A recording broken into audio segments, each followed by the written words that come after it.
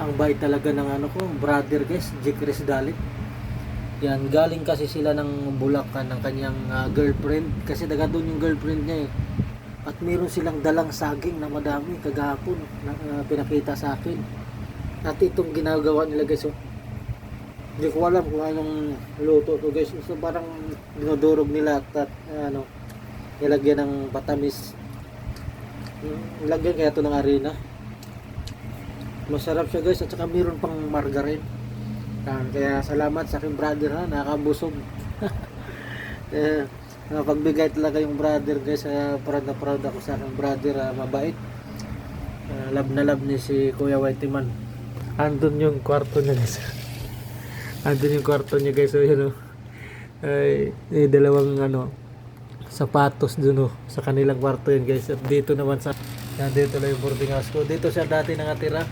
Diyan sa may taas, dito ako sa baba eh. Bed spacer kami dati dito. Pero brother, maraming salamat ha. Ang sarap ng ginawa mo brother oh. May margarine pa sa taas. Ayan, maganda talaga pag mayroon kang kasamang brother nasa ano, boarding house. Dami kayo. Sabi. Dami, kain tayo guys.